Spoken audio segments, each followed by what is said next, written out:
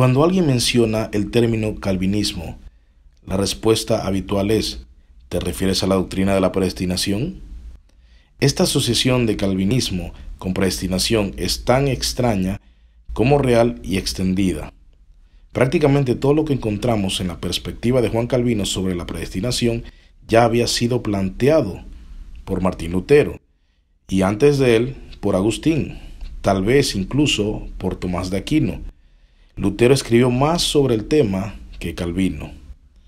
La predestinación es una palabra bíblica y un concepto bíblico. Si se quiere desarrollar una teología bíblica, no se puede evitar la doctrina de la predestinación. Acompáñanos en esta clase, donde hablaremos sobre la elección soberana de Dios.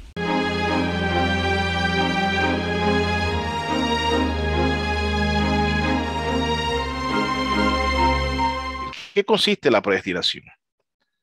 ¿En qué consiste la predestinación? Pablo enseña que los creyentes son predestinados según la voluntad de Dios. Vamos a iniciar leyendo un pasaje de una vez bíblico, un pasaje bíblico. Quiero que me acompañe en su Biblia. Vamos a empezar con la Biblia. Y vamos a buscar Efesios 1, perdón.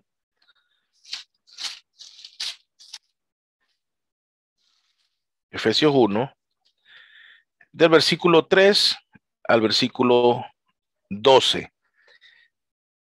Versículo 3 al versículo 12. Preste mucha atención a lo que usted va a leer allí. Dice así Efesios 1, del versículo 3 al versículo 12. Dice: bendito sea el Dios y Padre de nuestro... una observación, yo voy a leerlo.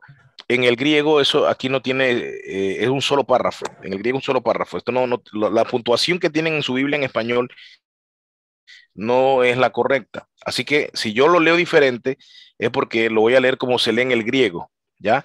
O sea, que usted sígame allí y de hecho, qué bueno que usted si puede tener como un lapicito, usted pueda las pausas donde realmente se deben ir puestas las pausas. Pero no se guíe con su puntuación en su Biblia, no se guíe con esa puntuación. Y van a ver, yo voy a leerlo, usted me sigue y donde yo no crea que me equivoqué, simplemente que estoy leyendo haciendo las puntuaciones donde van en el texto griego, porque es un solo párrafo, no tiene punto y seguido ni nada, es un solo párrafo, una sola idea. Si usted lo lee así como está en su Biblia, bueno, inclusive la mía, la Biblia de las Américas, va a tener algunas comas y puntos mal puestos. Bien. Así que, entonces usted síganme la lectura en su Biblia, pero note las pausas donde las hago yo. Y dice así: bendito sea Dios y Padre de nuestro Señor Jesucristo, que nos ha bendecido con toda bendición espiritual en los lugares celestiales en Cristo, según nos escogió en Él antes de la fundación del mundo, para que fuéramos santos y sin manchas delante de Él. En amor nos predestinó para adopción como hijos para sí mediante Jesucristo, conforme al beneplácito de su voluntad, para alabanza de su gloria, de su gracia que gratuitamente ha impartido sobre nosotros en el amado. En él tenemos redención mediante su sangre, el perdón de nuestros pecados según la riqueza de su gracia que ha hecho abundar para con nosotros. En toda sabiduría y discernimiento nos dio a conocer el misterio de su voluntad, según el beneplácito que se propuso en él, con miras a una buena administración en el cumplimiento de los tiempos, es decir, de reunir todas las cosas en Cristo, tanto las que están en los cielos como las que están en la tierra. En él también hemos obtenido herencia, habiendo sido predestinados según el propósito de aquel que obra todas las cosas conforme al consejo de su voluntad, a fin de que nosotros, que fuimos los primeros en esperar en Cristo, seamos para alabanza de su gloria. En él también vosotros, después de escuchar el mensaje de la verdad, el evangelio de vuestra salvación, y habiendo creído, fuisteis sellados en él con el Espíritu Santo de la promesa. Sigue, la promesa, que nos es dado como garantía de nuestra herencia con miras a la redención de la posesión adquirida de Dios para alabanza de su gloria. Hasta ahí. Si vieron en su Biblia, ustedes siguieron allí, se dieron cuenta que, por ejemplo, en el versículo 4, en amor, yo no lo leí dentro del 4, sino que lo leí en el 5, en amor nos predestinó. Beneplácito de su voluntad termina el 5 y de una vez seguimos para alabanza de la gloria.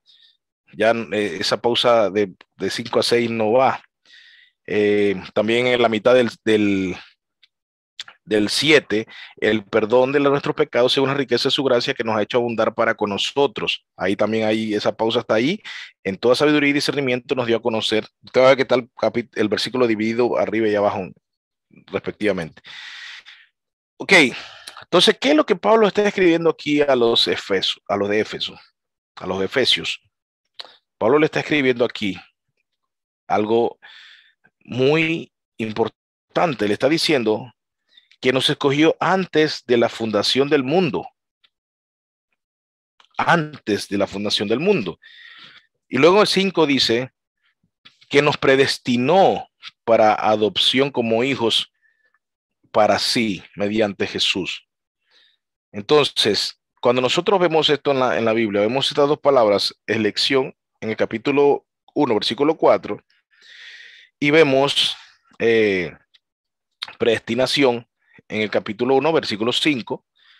Entonces nosotros nos preguntamos, ¿qué significa entonces el concepto bíblico de la predestinación? ¿Ya? Porque Pablo lo está enseñando, Pablo aquí lo está enseñando, y también lo va a enseñar en Romanos 8. En Romanos 8 luego lo veremos, en lo que se conoce como la cadena de oro, ya el orden de la salvación que aparece allí en Romanos 8. Pero, ¿qué significa entonces esto de la predestinación? El concepto bíblico de la predestinación.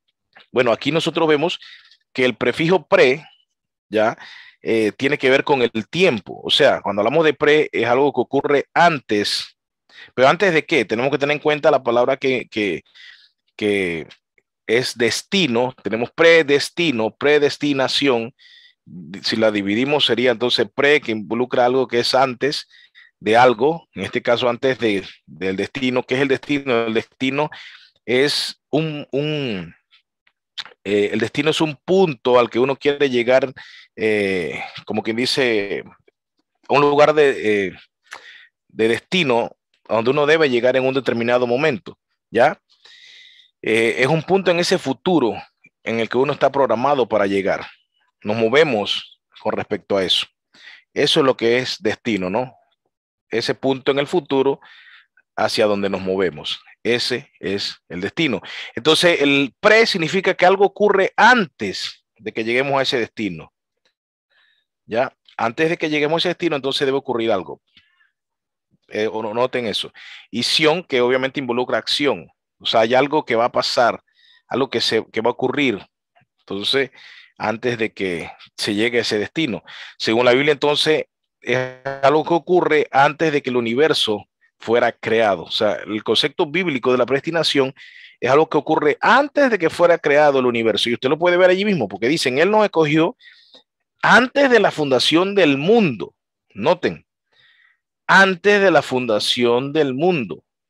Ahí está, predestino. El mundo no ha sido creado, ni nosotros hemos sido creados, ni siquiera nosotros en nuestra mente tenemos un destino trazado porque no existíamos todavía, pero el Señor sí ha trazado un destino que obviamente Él va en su providencia a permitir que ocurran ciertas circunstancias.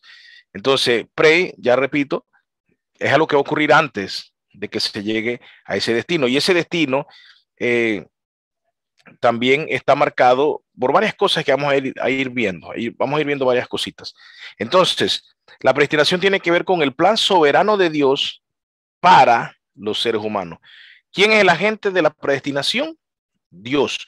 Él es el que predestina. Yo no predestino, usted no predestina, Dios predestina.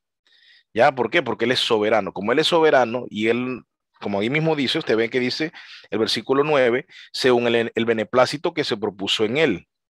Usted va a ver allí también el versículo 5 de nuevo, va a decir, se conforma al beneplácito de su voluntad. Vea cuánto énfasis hay en el versículo 5, en el versículo 9, y también vas a verlo en el versículo 11, que termina diciendo las cosas conforme al consejo de su voluntad. Noten en un párrafo, repito que este es un solo párrafo en el griego, o sea que encierra una sola idea. Vemos cómo Pablo hace énfasis en que él no consulta con nadie que no sea él mismo.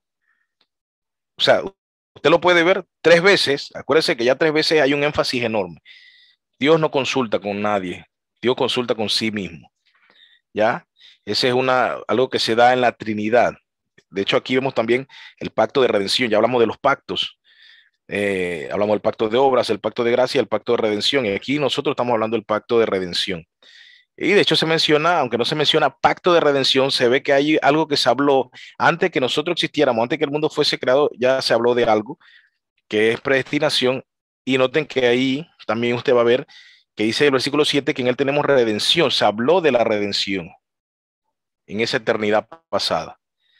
Bien, entonces la predestinación tiene que ver con el plan soberano de Dios, quien es el agente de la predestinación, porque Él es el soberano para los seres humanos que somos el objeto de su predestinación. O sea, nosotros somos el objeto a los que tienen la mira y participan de eso que Él ha decretado.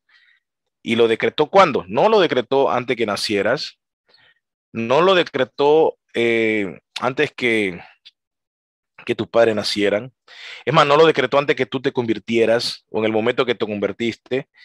No lo decretó cuando vino Jesús a la tierra la primera vez. No lo decretó cuando Abraham creyó. No lo decretó cuando Abel ofreció sacrificio agradable, ofrenda agradable. Lo decretó antes que creara todo. Antes que creara todo.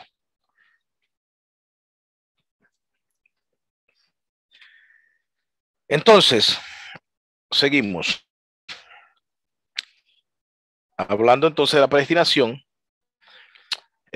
pasamos entonces a ver el término elección. Ok, mucha gente relaciona estos dos términos y a veces los confunden. Creen que la predestinación y la elección es lo mismo. Sin embargo, la elección es algo que pasa dentro de la predestinación. ¿Ya? Eh, digamos, se los pongo así, aunque vamos a verlo más desarrollado, ¿no? Pero Dios ha predestinado, o sea, ha establecido un destino, por decirlo así, Él ha establecido un destino para, y eso sí quiero aclarar, esto no quiere decir, la predestinación no quiere decir determinismo.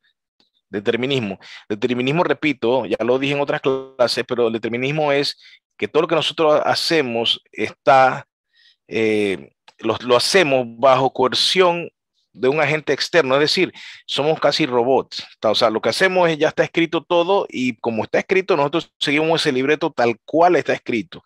¿Ya? Eso no es lo que estamos hablando. Predestinación no es eso. Predestinación no es que Dios viene y te hace ser un robot y que Él ha trazado lo que tú vas a hacer. No, predestinación es que Él ha trazado un destino para el final de tu vida, para la eternidad. Obviamente, las repercusiones de lo que tú vives en la tierra se van a ver en esa eternidad, pero Él, en esa predestinación, Él elige. O sea, Él primero predestina y luego elige. ¿Ya? Entonces, ¿qué es la elección entonces? El término elección se refiere a un aspecto de la predestinación divina, que Dios escoge a ciertas personas para salvación. Dios escoge a ciertas personas para salvación. La elección tiene entonces una connotación positiva. Aquí es donde empieza el tema hasta el momento.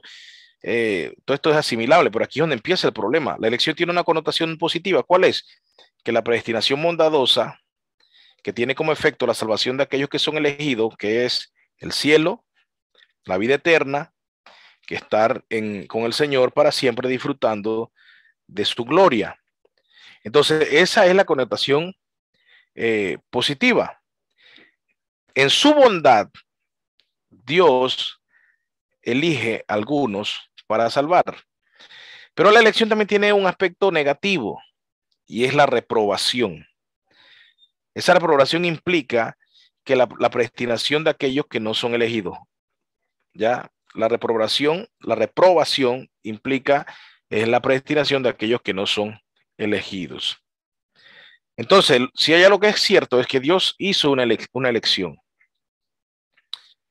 ¿Por qué no digo Dios hace una elección? Porque si hablamos que esto fue antes de la fundación del mundo, ya eso está decidido por el Señor, decretado por el Señor. No es que Él está haciendo elecciones ahorita, ya eso se dio. ¿Ya? Entonces, dice que Dios hizo una elección, eligió a algunos individuos para ser salvos y escogió a otros y escogió pasar por alto a otros. Y quiero aquí que usted preste atención a esto. Cuando Pablo dice en él, hemos sido escogidos en él antes de la fundación del mundo, Pablo le está escribiendo a la iglesia de Éfeso.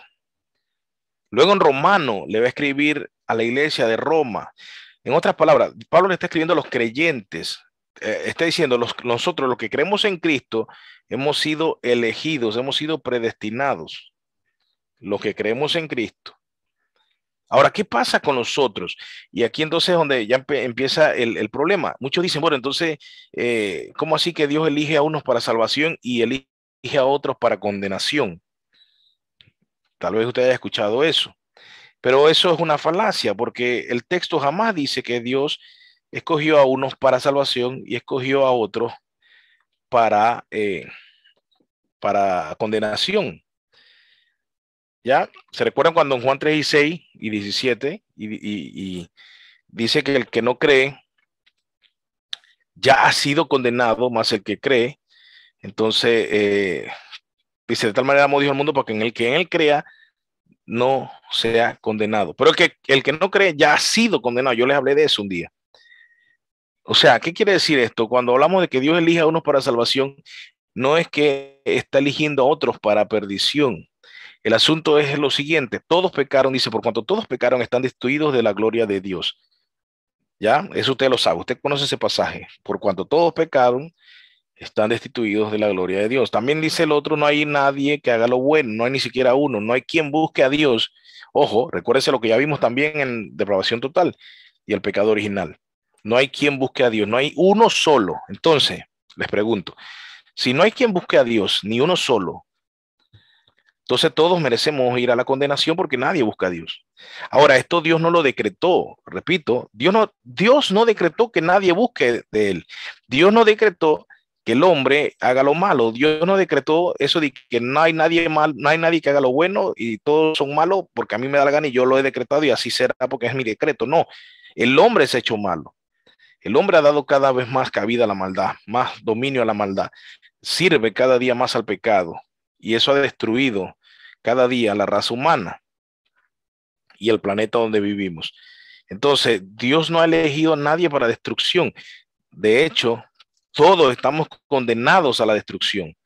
Si no es porque Él elige a quienes quiere salvar, entonces esos a los que elige, Él salva. Pero claro, eso tiene un efecto. Que obviamente al ser unos salvados, otros son condenados. Se trata de eso, de que Dios escoge para salvación. Y los otros que no escogió, Él no los está escogiendo para perdición. Ellos van a recibir lo que merecen, que es castigo. Ahora, los que escogió para salvar también merecen castigo. Solo que Él aplicó a ellos gracia, misericordia y los salvó. ¿Ya? ¿Por qué? Bueno, ahí en Efesios usted leyó, porque Él le dio la gana, según el beneplácito que se propuso en Él, según el consejo de su voluntad. Él simplemente decide a quién quiere salvar y al otro simplemente los pasa por alto. Claro, el pasarlo por alto, claro que representa condenación, pero Dios no los está condenando. Ellos están condenados por haber fallado al pacto de obras. Aquí entra obviamente ese sentimentalismo hipócrita, humanista que siempre yo digo, donde empiezan a decir que sí, pero entonces ¿por qué Dios escoge a uno y otro no los escoge? ¿Por qué no los escogió a todos? ¿Por qué no sé qué cosa? Bla, bla, bla, bla. También empiezan las preguntas de que ¿será que entonces a mí me escogió? Y si no me escogió a mí, y empieza todas estas cosas que son puras futilidades. ¿Por qué? La respuesta es, si crees que Dios te escogió a ti o no te escogió y estás con ese miedo, actúa bajo la elección. Porque si tú actúas como elegido, estás demostrando tu elección.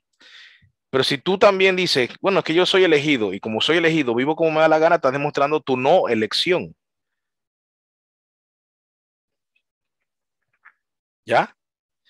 Y el que usted dice, no, que ese no lo escogió, que ese no, es que él tiene culpa, usted tiene que ser, la gente lo ve como si son inocentes.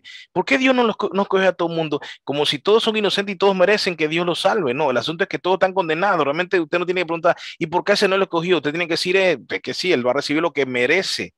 Él va a recibir lo que merece. Yo no voy a merecerlo, no voy a recibir lo que merezco porque Dios aplicó su gracia a mí, pues he sido afortunado. Y como siempre digo, ¿eso en qué se debe revertir, hermanos? en alabanza, en alabanza. Ey, Dios me escogió a mí, mira, yo he sido afortunado. Ey, yo tengo que alabar a Dios por eso, que el otro allá, bueno, él va a tener lo que merece, porque si el Espíritu Santo no me transforma, yo estuviera igual que él, condenado. Pero repito, Dios hace un pacto con el hombre transgrede el pacto y las consecuencias eran muerte espiritual y muerte física y separación de Dios, obviamente, y ya, todos entramos allí en esa descendencia, estamos todos allí. Pero Dios viene, irrumpe y salva, elige y predestina, o predestina y elige, entonces, a ciertos individuos de la humanidad que son pecadores igual que los demás, que no tienen ningún mérito, igual que los demás, pero Él se place en hacer eso según su permiso, sin pedirle consulta a nadie, simplemente lo hace porque Él es Dios y soberano, y elige a esos pecadores y los salva. Su Espíritu Santo les cambia su voluntad, los libera de ese lazo del diablo en el que son cautivos, les abre los ojos a lo que de verdad es el propósito del hombre y pueden entonces venir. Entonces, Dios hizo una elección, como dijo, eligió a algunos individuos para ser salvos y escogió, noten esto y presten atención a esto, porque no lo diga, y usted si lo repite, no diga, Dios escogió a algunos para ser salvos y escogió a otros para condenación. No, Dios escogió a algunos para ser salvos y a otros los pasó por alto. Y esto Dios no es malo, porque le voy a repetir, todos merecíamos la condenación, todos. Y Dios no es malo. ¿Por qué merecemos la condenación? No porque Dios le dio la gana, porque es malo. Merecemos la condenación porque nosotros traicionamos a Dios. O sea, los malos de la película somos nosotros, hermano.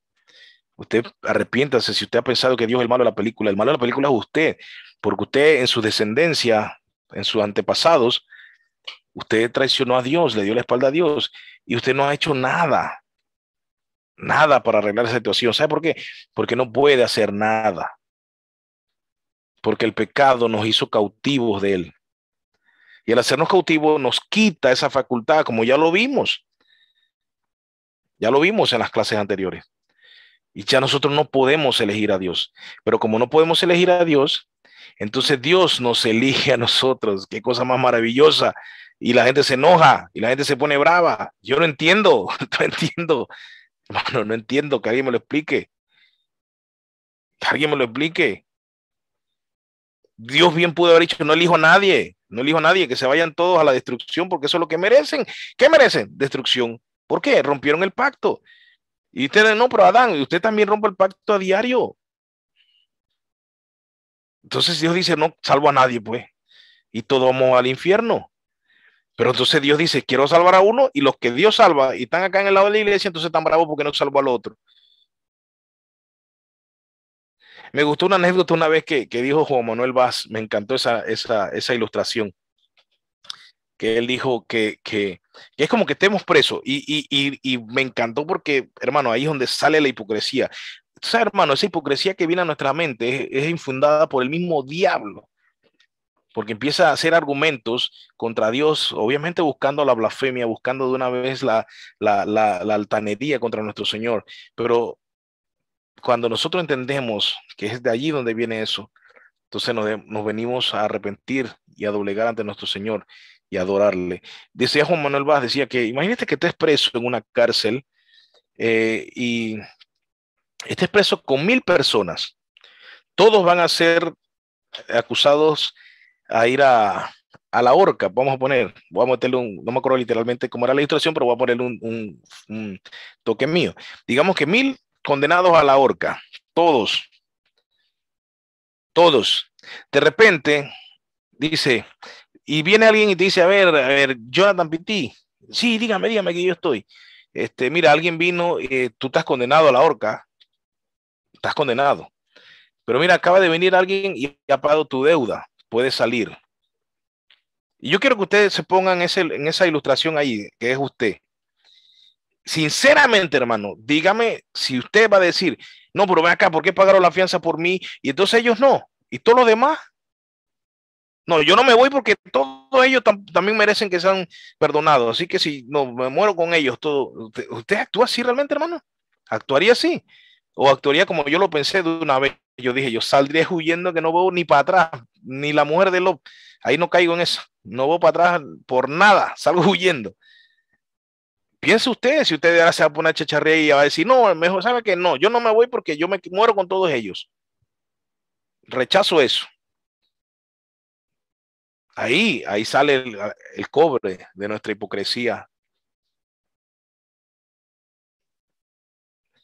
Y ahí entonces tú entiendes que eso es lo que estás haciendo muchas veces, que estás diciendo que, ay, pero entonces quiere decir que Dios no salva a todo el mundo. Y entonces, ¿por qué a uno sí, a uno no? Y porque, hey, tienes dos opciones. Eres de los elegidos, adora, gózate. Eres de los reprobos, no lo sabes. Si crees que eres de los reprobos, ¿qué tienes que hacer? Arrepiéntete y tal vez te des cuenta que eras de los elegidos. Pero si tú dices, ah, no, tal vez yo no fui elegido y me voy de la iglesia. Bueno, demostraste que no eres elegido. Pero también tú puedes decir, hey, tal vez yo no soy elegido, pero sigo orando, sigo perseverando, sigo leyendo la Biblia, sigo estudiando, sigo buscando a Dios. Al final, ¿sabes qué? Estás demostrando que eres elegido, aunque tú no lo creas. Porque la elección no va a depender de si tú lo crees o no, la elección va a depender del que la hace. ¿Me explico? Y esto pasa porque también esto el diablo lo aprovecha mucho y mete ideas en la mente de la gente. Y él dice, bueno, tal vez me voy porque yo tal vez no soy elegido, así que tal vez mejor me voy de la iglesia. Caíste en esa trampa, porque tal vez tú no sabes. Si te preocupa, hermano, el que anda sin Dios no le importa si es elegido. No, tú dile a un ateo si es elegido y no se te va a echar a reír. ¿Qué le importa él si es elegido o no? Porque no cree en ese Dios y no cree en esa elección y no cree en nada de eso. Pero si hay, y a ti te afecta si eres elegido o no, entonces actúa como elegido y probarás que eres elegido. Pero si actúas como no elegido, eso es lo que estás demostrando con tu vida. No sé si se entiende, es un poco filosófico eso, pero bien, para ver, ok, vamos a ir entonces, es que este tema incondicional, si la elección entonces soberana de Dios es condicional o incondicional. Esa es la gran pregunta entonces, porque hay tres posturas. Hay una postura que dice que Dios elige incondicionalmente. Hay otros que dicen que Dios elige condicionalmente y hay otros que dicen que no, que Dios no elige, que el hombre elige. Ya usted sabe cuál es la peor de esa postura, la que dice que que el hombre elige. Pero vamos a ver qué problemas tiene que la elección sea condicional. ¿Tiene nuestras vidas como individuos algún impacto en la decisión que tiene Dios, en la decisión de Dios? ¿Tiene nuestra vida como individuos algún impacto en eso? ¿Eso afecta a la elección? Es interesante eso, preguntémonos. El problema es, no habíamos nacido cuando esta elección se dio. Entonces, ahí vamos viendo algunas cosas. Dios nos escoge antes de que nazcamos. O sea que Él sabe todo acerca de nosotros, aún así, y lo que va a ocurrir en toda nuestra vida. Antes de que usted naciera, porque estamos hablando, recuérdese lo que decían en el libro de Efesios, antes de crear el mundo ya sabía. Entonces, ¿qué quiere decir? Que antes que nosotros nazcamos, ya Dios sabe todo de nosotros y sabe todo lo que va a pasar en nuestras vidas antes de que eso se dé. Pero eso afectará a la elección de Dios. Toma Dios en cuenta ese conocimiento acerca de nosotros a la hora de escoger. Entonces, por eso vamos a nosotros, obviamente, como se llama la clase, elección incondicional, creemos en eso, en la elección incondicional. Y el término incondicional quiere decir sin condición, sin condiciones de ninguna clase. De ninguna clase, ojo con esto, sin condiciones, de ninguna clase, de ninguna clase. ¿Qué enseñan las iglesias que enseñan que la elección es condicional, no incondicional. ¿Qué enseñan? Vamos a ver qué enseñan las iglesias que dicen que la elección es condicional. Miren lo que dicen. Dicen, a ver, me voy aquí. Dicen, Dios elige a ciertas personas para salvación, pero solo si cumplen ciertas condiciones.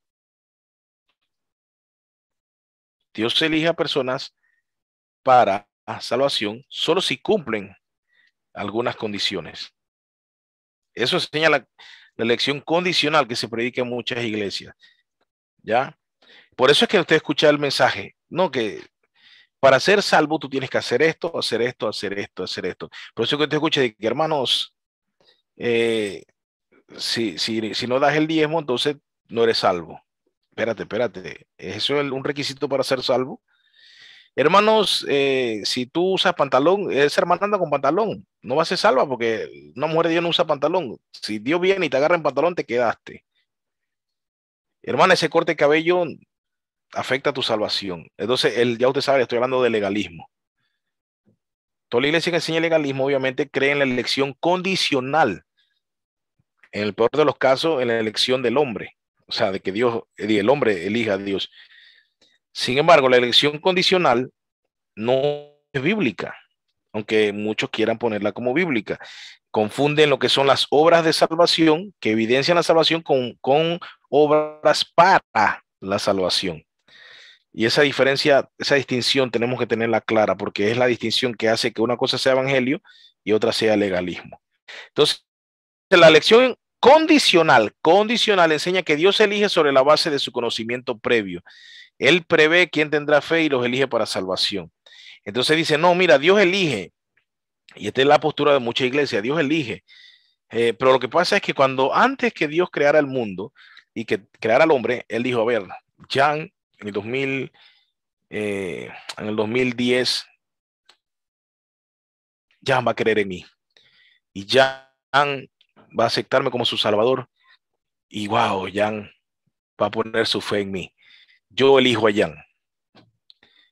Y bueno, dice, va a ver, Jorge Sasso, no, él no me va a elegir. Él va a seguir en su rebeldía, así que él no va a tener fe en mí, él no me va a aceptar como salvador, así que entonces Jorge Sasso, entonces va a ser un reprobado. Si eso fuese así, y Dios está escogiéndote en base a que Él sabe que tú lo vas a escoger, al fin y al cabo, escogiste tú, porque el conocimiento que Dios va a tener de ti es de que tú lo vas a escoger, y por eso Él te va a escoger. No sé si me entiendes, es un trabalengua. Pero al final tú lo escogiste, porque Él te está escogiendo con la base del conocimiento de que ya Él sabe que tú lo vas a escoger. Entonces Él no te está escogiendo, tú lo vas a escoger, pero Él sabe que lo vas a escoger y por eso te escoge. Eso es lo que se enseña en muchas iglesias. Y eso se llama elección condicional.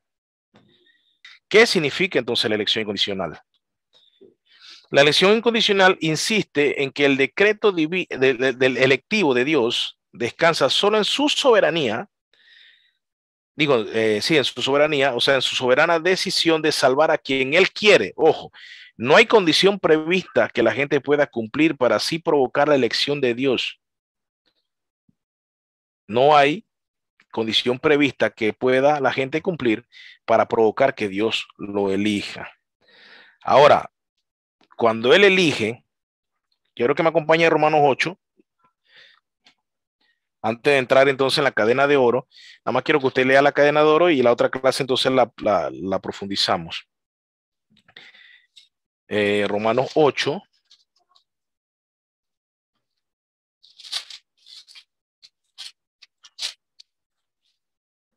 Romanos 8, versículo 29 y 30. Acompáñame ahí, versículo 29 y 30, Romanos 8.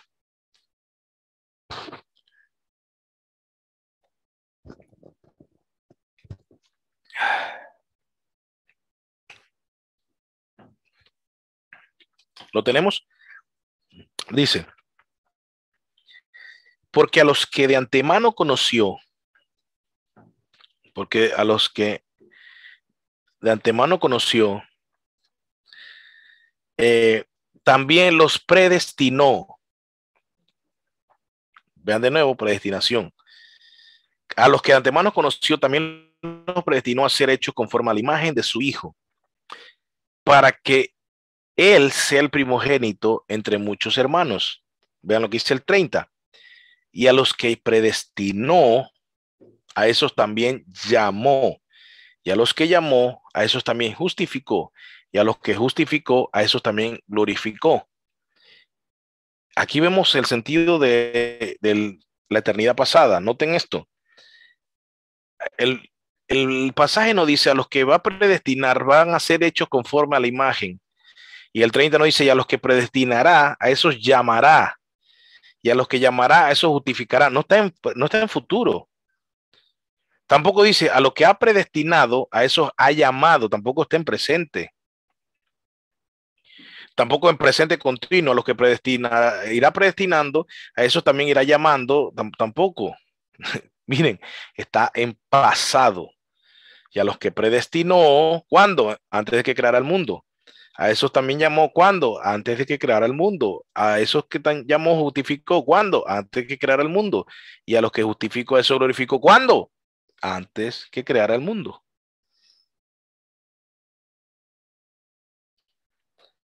¿Ya? Ahora, entonces, el que dice, el que piensa que esto aquí se le llama presciencia, a los que conoció de antemano, o sea, el preconocimiento de Dios, o sea, la presciencia, dicen eso, ahí es donde se basan y dicen, viste, ahí está clarito, está diciendo que él conoce que van a tener fe, y como sabe que van a tener fe en él, entonces los eligió. El asunto es que no funciona así, es que los conoció, ¿se acuerdan cuando en Mateo 7 dice, apartados de mí, hacedores de maldad, nunca los conocí?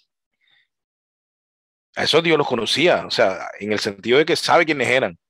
¿En qué sentido no los conoció? No los conoció para salvación, o sea, no los eligió.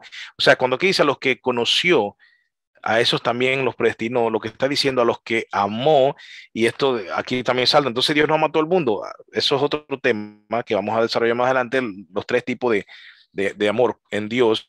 Y hay un amor complaciente, un amor benevolente, y está el amor a sus hijos, el amor donde que se demuestra en la elección.